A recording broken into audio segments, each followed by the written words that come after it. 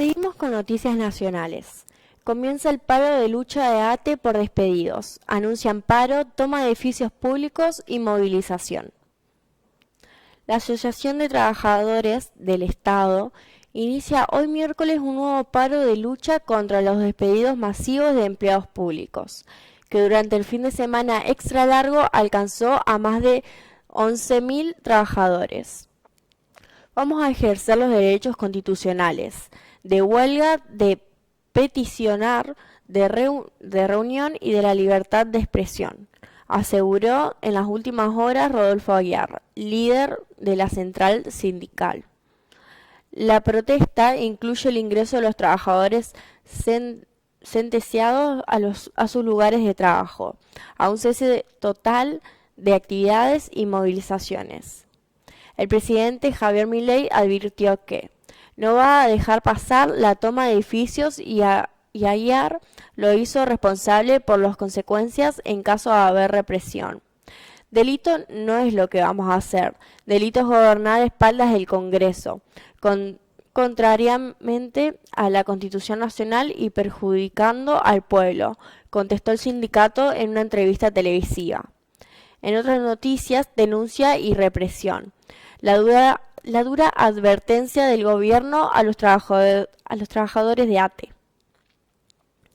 El gobierno monitorea el accionar de los trabajadores de la Asociación de Trabajadores del Estado, que inician hoy un nuevo plan de lucha contra los despedidos masivos de empleados públicos.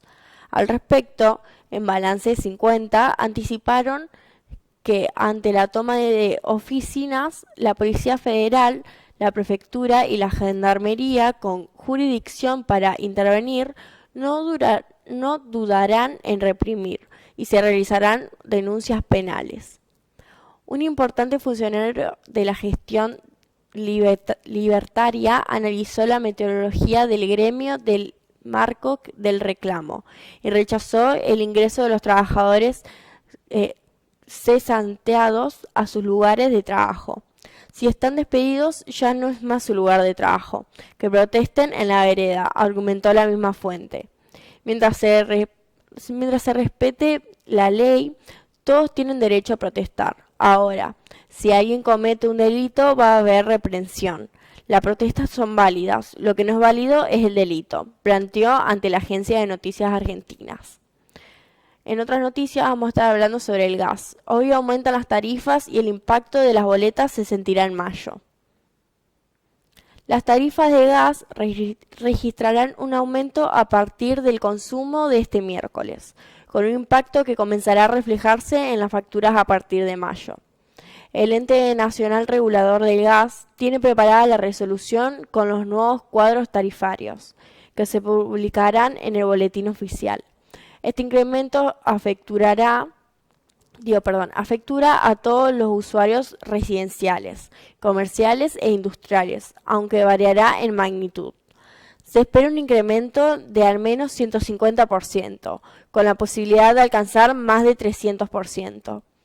La Secretaría de Emergencia reveló la semana pasada los nuevos valores de los usuarios deberán abonar por el costo de producción del gas a partir de este mes. Según la información proporcionada, en promedio, los hogares de ingresos altos verán aumentar su factura de 2.961 a 9.271. Los de bajos ingresos de 838 a 2.464. Y los de ingresos medios de 1.975 a 6.375. Sin embargo, este componente constituye solo uno de los 3 factores que impacta en las facturas. Enargas publicará mañana los incrementos correspondientes a los componentes de transporte y distribución, que representan alrededor del 35% del costo total de las facturas. Estas tarifas se implicarán a las empresas responsables del transporte y distribución del gas, desde los centros de producción hasta los hogares. Este aumento será informado para todos los usuarios, ya que no hay segmentación en estos componentes de las facturas. En otras noticias, quiero sobre el dengue. Hay que desarrollar políticas públicas focalizadas para aplicar la vacuna. Mientras siguen los roces por la vacuna del dengue, el ministro de Salud porteño, Fernán Quirós, manifestó que se necesita desarrollar políticas públicas focalizadas para aplicar las dosis y remarcó que, a pesar de que es segura y eficaz, tiene poca experiencia. Es segura porque genera menos daño que la propia enfermedad o tiene los efectos adversos habituales de una vacuna. Y eficaz porque ha demostrado que aplicada sobre un grupo bajo en ayuno, fase 3, eficazmente le disminuye el riesgo de enfermedad y que todo de tener una enfermedad grave, detalló el funcionario.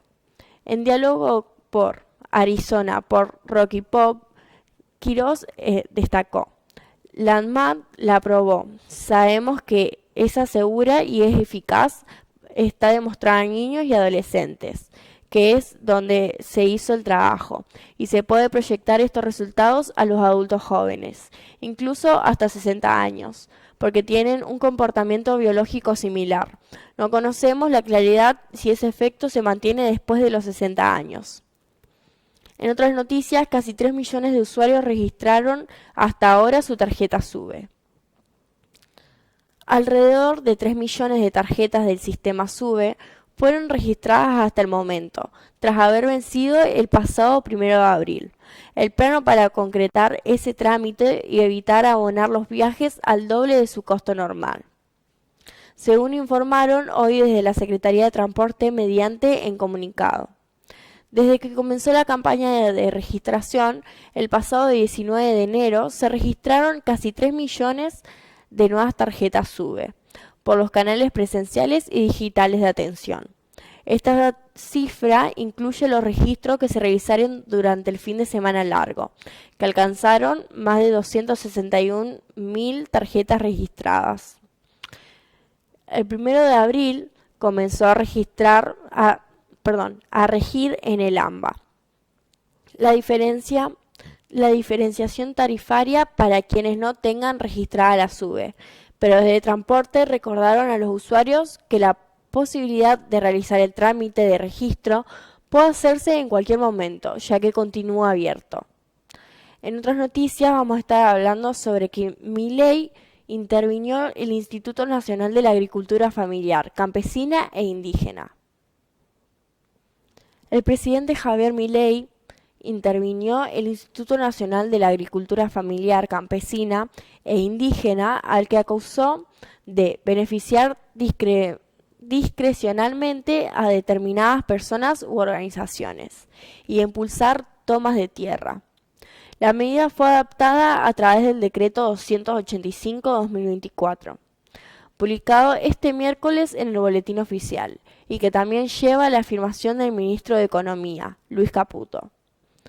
El organismo estará intervenido por un plazo de 90 días y quedará bajo las órdenes de Inés Liendo, un abogado del PRO.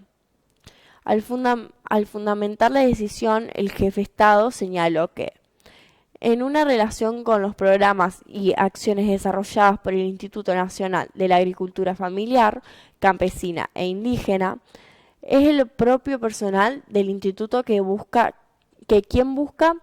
detectar al potencial beneficiario, lo asesora, lo guía e impulsa la tramitación. En otras noticias, CETERA convocó a un paro nacional docente para el jueves 4 de abril. Los trabajadores docentes nucleados en CETERA anunciaron un paro nacional para el próximo jueves 4 de abril, en protesta con la eliminación del FONID y la no convocatoria de la paritaria nacional docente. El gremio hizo conocer su decisión a través de un comunicado publicado en las redes sociales, reclamando la restitución del FONID, la urgente convocatoria de la paritaria nacional docente, la restitución de un piso salarial a nivel nacional, el envío de fondos para los programas educativos nacionales, aumento urgente para los haberes de las docentes y los docentes jubilados, el envío de los fondos nacionales para las cajas previsoriales provinciales y en solidaridad con las trabajadoras y los trabajadores estatales. Sostiene, además, el documento que, en este nuevo aniversario del asesinato de nuestros compañeros Carlos Fuentealba, el 4 de abril de 2007, la CETERA rechaza el protocolo de seguridad del Gobierno Nacional, que criminaliza la protesta social. Agregó que CETERA realiza el lanzamiento de una campaña de firmas, exigiendo al Gobierno Nacional que garantice la educación pública en todo el país. En otras noticias vamos a estar hablando sobre este fin de XXL que pasó. Viajaron 3,2 millones de turistas por el país y gastaron 631.667 millones. El feriado XXL, que combinó Semana Santa con el Día del Veterano y los Caídos de Malvinas, movilizó a 3,2 millones de personas por el país en los 6 días que duró el fin de semana y generó un gasto de 631.667 millones en alimentos, bebidas, alojamiento, transporte, recreación y compras diversas, de acuerdo al relevamiento de la Confederación Argentina de la Mediana Empresa. El informe de la entidad gremial empresaria arrojó que el impacto económico directo medido a precios reales fue el 70% superior al año pasado, con un visitante que, en promedio, gastó 47.913 diarios, un 17,1% más que en 2023, a precios reales, y tuvo una estadía media de 4,1 días. Al respecto, expresaron que el incremento que es desembolso está explicado, en gran parte, porque la mediación es sobre un periodo que es un 50% superior a la Semana Santa de 2023, que tuvo 2 días de feriado. En otras noticias vamos a estar hablando sobre la inflación en $. Activó una insolitaria importancia hormiga desde Chile. En las largas esperas para el control aduanero de los turistas que regresaban de Chile, se escuchaba un comentario repetido: casi no queda lugar en el auto. Además de bolsos con PlayStation 5, celulares y ropa, un producto estrella sobresalía: cajas con latas de atún. El promedio era de 25 unidades por cada provisión que hicieron en los supermercados, ante la pega de vuelta. Según público del diario Trasandino, La Tercera, el ticket indicaba 32.000 pesos chilenos por una mercadería, que antes de viajar estaba en Argentina a 94.625, un 191% de ganancia en un fin de semana extra largo de paseo. El PlayStation 5 costaba 544.990. La mitad en nuestro país. Las zapatillas Adidas, $42 contra 909 que vale de este lado de la cordillera. Y se podían cambiar los 4 neumáticos por Michelin, desembolsando unos $830 en total, cuando sumirían $2.027 por estos lares. En otras noticias, Catamarca, una adolescente de 13 años falleció tras contraer dengue. Una adolescente de 13 años murió en el Hospital de Niños Eva Perón de la ciudad de San Fernando del Valle, de Catamarca, tras contraer dengue. El joven, identificado como Santiago Ismael Barrio Nuevo, había ingresado con su padre al hospital el fin de semana, y allí se confirmó su muerte tras una hora de maniobras de reanimación. Tras lo ocurrido, y según la presencia local, la justicia ordenó que se realice la operación de autopsia para determinar las causas de muerte. Según información fuentes judiciales, el informe arrojó que el adolescente había sufrido un cuadro de insuficiencia cardíaco compatible con dengue. Y estas fueron las noticias nacionales y vamos a una pausa.